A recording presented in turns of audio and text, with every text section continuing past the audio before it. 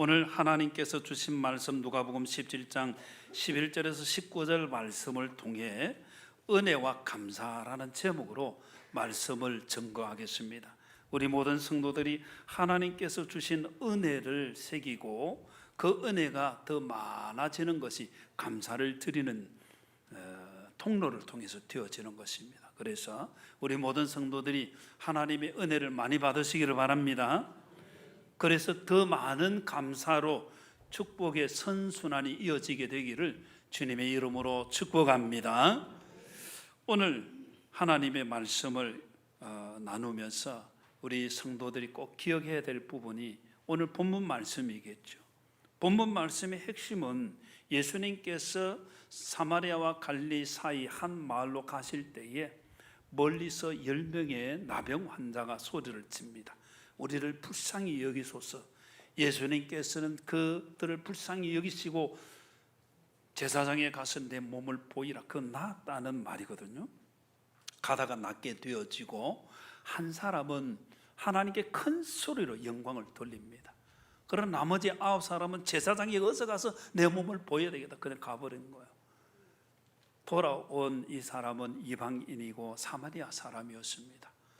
예수님께서 안타깝게 말씀하시죠. 10사람이 다 고침을 받았는데 나머지 9은 어디 있느냐.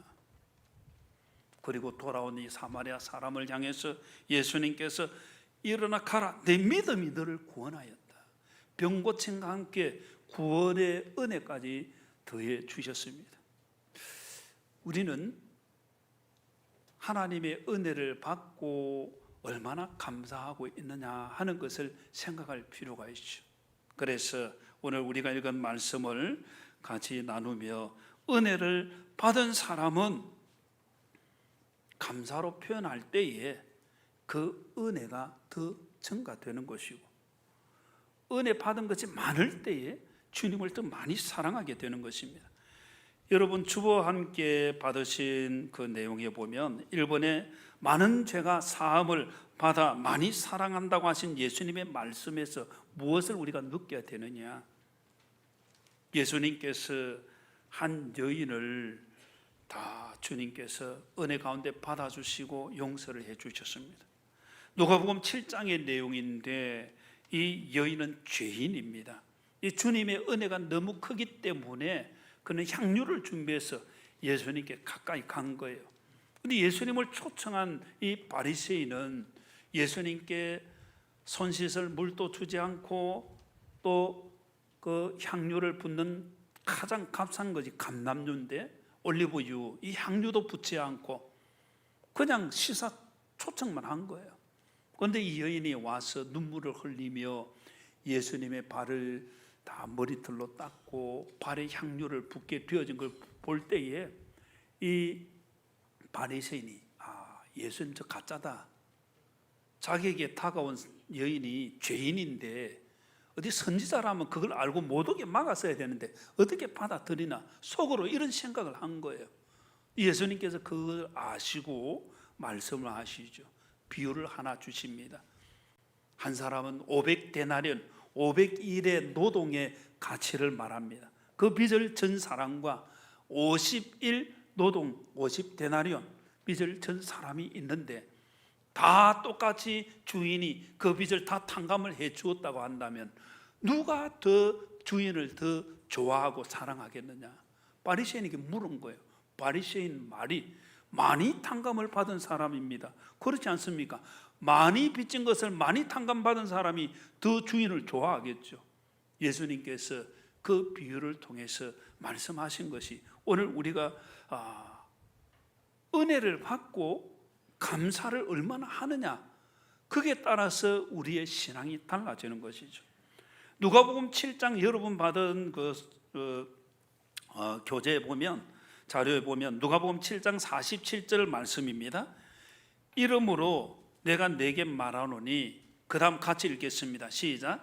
그의 많은 죄가 사하여졌도다. 이는 그의 사랑함이 많음이라. 사함을 받은 일이 적은 자는 적게 사랑하느니라. 아멘. 여인이 이렇게 향유를 부으면서 주님 은혜를 표현한 것은 많은 죄가 사함받고 많은 용서의 은혜, 많은 감사를 드린 거예요. 자, 우리는 어떤가 하는 거죠. 주님의 은혜를 나는 얼마나 받고 그걸 감사하고 있느냐는, 많이 받았으면 많은 감사가 있고 적게 받으면 적게 사랑한다 했는데 우리의 모습이 어떤가. 이제 6월 마지막 주일입니다. 6개월을 돌아보며 우리의 삶을 살필 필요가 있겠죠. 에베소서 1장 7절에는 이렇게 말합니다. 우리는 그리스도 안에서 그의 은혜의 풍성함을 따라 그의 피로 말미암아 속량 곧 죄 사함을 받았느니라. 이 풍성하다는 말은 흘러 넘친다는 것입니다. 주님께서 우리를 속량 죄 사해 주실 때 그냥 나 여기 있다 이게 아니에요. 흘러 넘치는 풍성한 은혜를 주시는 거예요. 오늘 성찬식을 어떻게 보내었습니까? 저는 떡을 나누면서 그렇게 속으로 기도했습니다. 하나님, 이 떡을 받는 우리 성도들 주님의 몸으로서 하나님의 은혜를 누리게 주옵소서. 잔을 나눌 때 주님의 보혈로 죄 사해 주신 그 은혜를 온전히 누리게 주옵소서. 제가 우리 장로님들에게 이렇게 드리면서 이 잔을, 이 떡을 받을 때 이 은혜를 주옵소서. 주님의 사랑이 적은 사람은 적게 표현하고 적게 사랑하고 적게 감사를 드리는 거예요. 주님의 사랑이 더 깊어지는 은혜 있기를 주님의 이름으로 축복합니다. 믿음 생활을 하면서 이것이 주님의 은혜구나, 주님의 사랑이구나, 이게 많아져 갈 때에 믿음 가운데 견고해지며 믿음 생활 잘 될 뿐만 아니라 주님의 풍성하신 은혜를 더 누리게 되는 것이죠.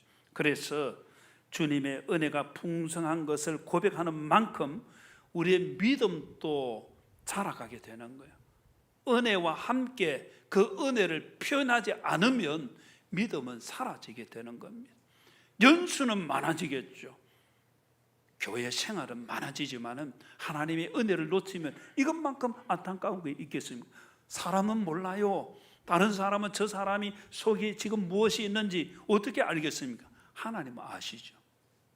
그래서 우리 모든 성도들이 행한 대로 하나님께서 우리에게 보응을 하신다는 걸 알고 주님의 은혜 가운데 예레미야 여러분 받으신 거기에 보면 행한 대로 받으시는 보응하시는 하나님에 대해 말씀을 하죠. 예레미야 17장 10절 말씀, 나 여호와는 심장을 살피며 폐부를 시험하고, 그 다음 같이 읽겠습니다. 시작. 각각 그의 행위와 그의 행실대로 보응하나니. 아멘. 하나님께서 우리의 행한 대로 다 보응을 하시는 거예요. 그래서 우리에게 선한 일에 힘쓰라고 말씀하죠. 선한 열매 맺으라고, 선한 은혜가 주어지는 것이 복된 것이죠. 출애굽기 34장 7절에 보면 이렇게 말씀하십니다. 인자를 천대까지 베푸시는 하나님, 악과 과실과 죄를 용서해 주시는 하나님, 우리의 악과 과실과 죄를 용서해 주시는 줄 믿습니다. 그 다음에 우리가 놓치고 있는 많은 성도들이 착각하고 있는 부분이 이거예요. 34장 7절 하반절에 보면, 그러나 벌을 면제하지는 아니하고 아버지의 악행을 자손 3, 4대까지 보응하리라. 천대까지 은혜를 베푸시는 하나님, 우리의 악과 과실과 죄를 용서해 주시는 하나님. 그러나 우리가 죄를 지을 때에 그 벌에 대해서는 면제하지 않는다. 무슨 말이겠습니까? 선을 행하면 하나님께서 선에 대해 상을 주실 줄 믿습니다. 악을 행하면 그 악에 대해서 하나님께서 다 용서해 주시잖아. 착각입니다. 성경은 분명히 벌을 면제하지 않아요. 용서는 해주도 벌은 면제하지 않는다, 주님 말씀하시죠. 무슨 의미일까? 사무엘하 12장에 보면 다윗이 자신의 충직한 우리야 장군의 아내 바세바를 보고 마음이 빠졌습니다. 그 아내를 취하게 되어집니다. 이게 드러나면 안 되니까 우리야 장군을 전쟁터에 보내서 맞아 죽게 만들었습니다. 하나님 다 아시죠. 다 비밀리에 했는데, 자기는 속임수를 쓰면서 다 했는데 하나님께서 다 아시는 거예요. 그리고는 하나님께서 이 나단 선지자를 통해서 그 죄를 지적하시죠. 여러분 받은 그 교재도 나와 있지만은 사무엘하 12장 11절에 보면 하나님께서 이렇게 말씀하시죠. 보라, 내가 너와 내 집에 재앙을 일으키고, 그 벌을 하나님 말씀하시는 거예요. 다윗이 얼마나 믿음의 사람입니까? 그런데 하나님께서 너와 내 집에 재앙을 일으키고, 내가 내 눈앞에서 내 아내를 빼앗아, 자기는 은밀하게 했는데 내 눈앞에서 아내를 빼앗아 내 이웃들에게 주리니 그 사람들이 내 아내들과 더불어 백주에 동침하리라. 죄를 하나님께 더 강하게 드러내시는 걸 말하죠. 사무엘하 12장 13절에 보면 다윗이 나단에게 이렇게 고백합니다. 내가 여호와께 죄를 범하였습니다. 나단이 다윗에게 말하지요. 여호와께서도 당신의 죄를 사하셨습니다. 당신이 죽지 않을 것입니다. 그리고 14절에 보면 이 일로 말미암아 여호와의 원수가 크게 비방할 거리를 얻게 하였으니 당신이 낳은 아이가 반드시 죽으리이다. 밧세바를 통해서 아이를 얻게 되어졌는데 그 아이가 태어나서 죽게 되어진 것을 주님 말씀하시죠. 그리고 그 가정에 하나님께서 칼을 보내시고 비극이 주어지게 만드시죠. 그래서 우리가 다윗의 믿음은 따라가야 하지만은 그의 삶에서 잘못된 부분은 따라가면 안 됩니다. 그리고 하나님께서는 반드시 행한 대로 부응하시기 때문에 우리의 행위가 참 중요한 거예요. 그래서 6개월을 돌아보고 이제 앞으로 6개월 그리고 우리의 남은 삶 난 어떻게 살 것인가. 하나님께서 다 눈 감아 주시면 얼마나 좋겠습니까? 그러나 성경은 분명히 면제하지 않는다. 그걸 아버지의 악행을 자손 3, 4대까지 보응한다. 하나님 그런 말씀, 무서운 말씀이에요. 그래서 우리는 주님 앞에서 늘 엎드러지고 선하게 살아야 될 줄로 믿습니다. 은혜 받은 자로 살아야 될 줄로 믿습니다. 그렇게 살 때에 하나님의 역사가 더해지는 것이죠. 성경에 보면 하나님의 은혜가 주어질 때에 여러분 받은 교재의 내용들 많은 걸 생각하고 말씀을 드립니다. 요한복음 9장에 보면 한 맹인을 보고 제자들이 묻습니다. 예수님, 저 사람이 맹인으로 태어난 것이 누구 죄 때문입니까?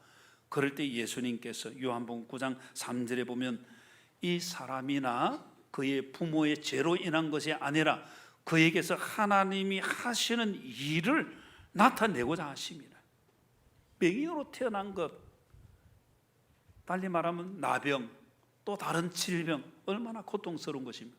그런데 주님께서는 이것을 바꾸시는 거예요. 오늘 우리가 읽은 말씀, 그 사람이 나병에 걸린 이유가 성경에서는 부정함의 죄의 의미로 표현한 게 많습니다.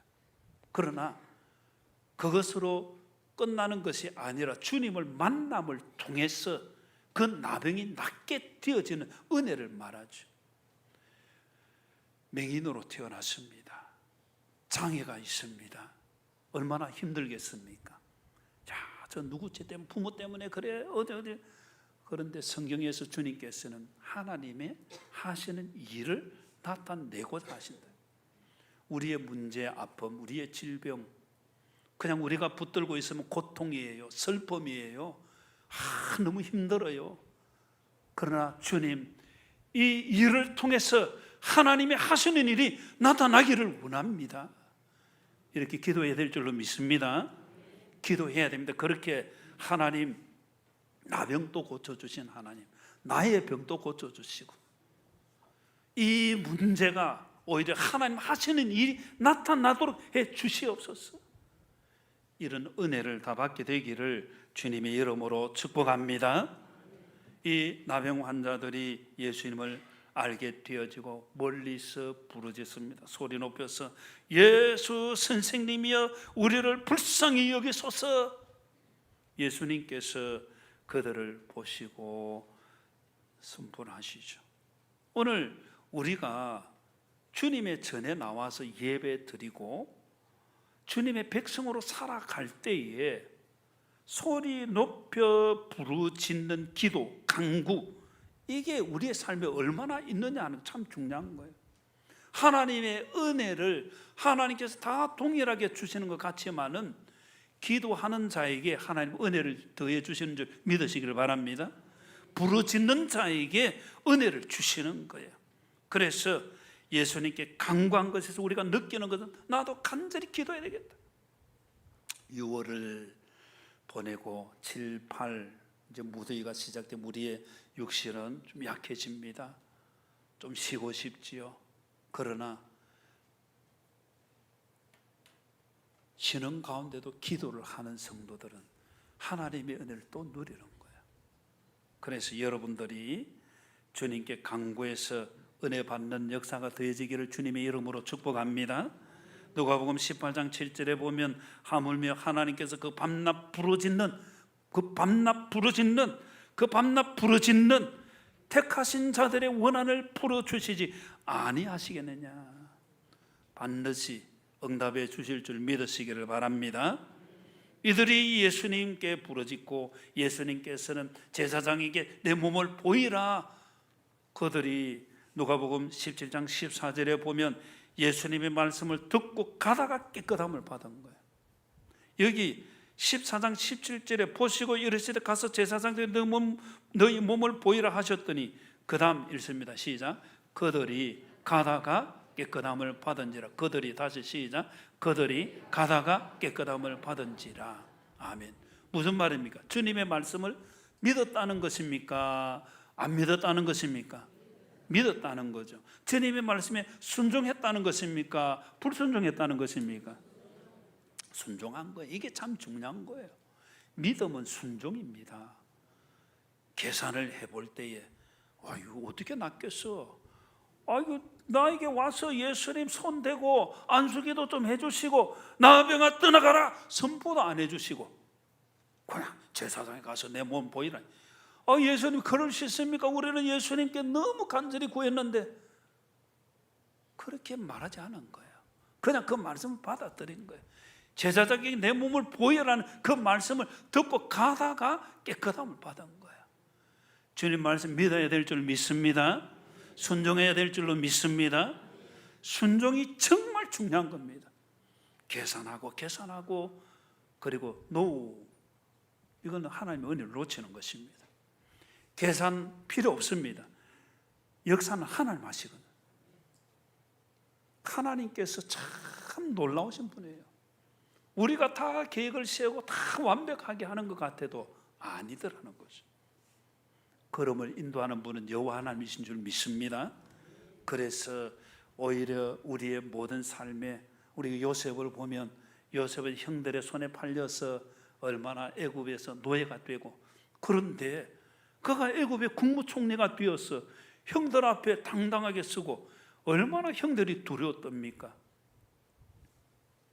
그 형들을 향해서 하나님께서는 그것을 선으로 바꾸어 주셨다는 거예요.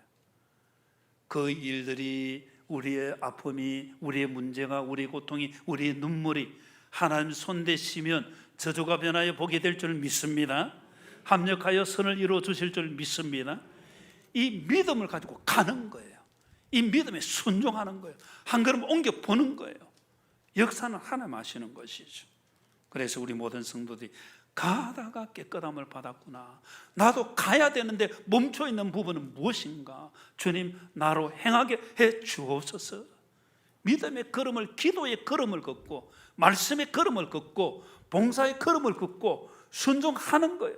목장 모임에 가고 목장 가족 같이 모임에 가보는 거예요.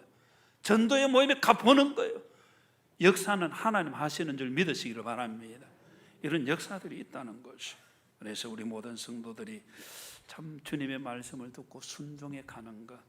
그리고 우리 누가복음 17장 15절에 보면 그 중에 한 사람이 자기가 낳은 것을 보고 큰 소리로 하나님께 영광을 돌리며 돌아와 17장 16절 같이 읽겠습니다. 시작. 예수의 발 아래에 엎드려 감사하니 그는 사마리아 사람이라. 아멘. 사마리아 사람이라는 이 말과 대조해서 나머지 9사람은 사마리아 사람이 아니다, 그 말이. 이방인이 아니다, 이스라엘 사람이다, 그런 의미가 되어지죠. 사마리아 사람은 하나님께 영광을 돌렸습니다. 돌아와서 예수님께 엎드려 절하고 감사를 드렸습니다. 그리고는 예수님께서 내 믿음이 너를 구원하였다고 선포해 주셨습니다. 그럼 나머지 이스라엘 사람으로 생각할 수 있는 9사람은 구원을 받았겠습니까? 못 받았겠습니까? 자, 다시 질문해 봅니다. 10사람이 고침을 받았잖아요. 한 사람이 돌아와서 예수님께 엎드려 감사를 드렸습니다. 예수님께서 말씀하십니다. 너 믿음이 너를 구원하였다고 말씀하십니다. 나머지 9사람은 구원을 받았겠습니까? 못 받았겠습니까? 이 가능성이 90%겠죠. 돌아가서 제사장에게 몸 보이고 아이고 이 은혜가 주어졌구나 하고 다시 주님을 찾았다고 한다면, 주님을 믿었다고 한다면 구원을 받을 수 있겠죠. 그런데 이스라엘 사람들은 하나님을 알지만은 예수님을 받지 않습니다. 이게 지금도 이스라엘 사람들은 하나님을 아는데 구주 예수님을 받지 않는 거예요. 우리 학습 세례 받으신 분들, 하나님을 믿고 예수님께서 나의 죄를 대속해 주신 걸 믿어야 된다는 거예요. 이해가 되시죠? 하나님이신 예수님. 그래서 참 안타까운 일이 이 누가복음 17장에 기록이 되었는 거예요.